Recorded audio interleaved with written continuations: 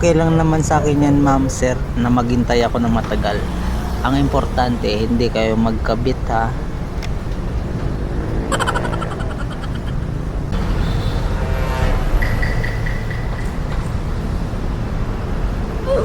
Bruh.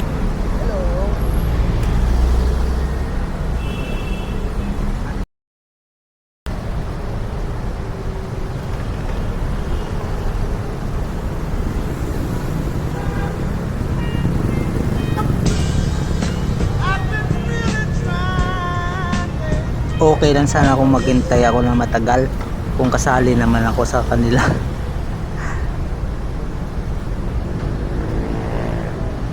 Bago ko pala sila i-pick up, guys, ay nakita ko na sila sa gilid, tapos sobrang sweet nila, guys.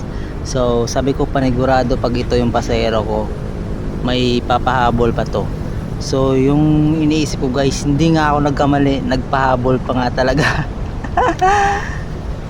So sabi ko sa sarili ko, sige lang sir, kainin mo lang yung pagkain para pag kinain ng iba, panis na. Sana all.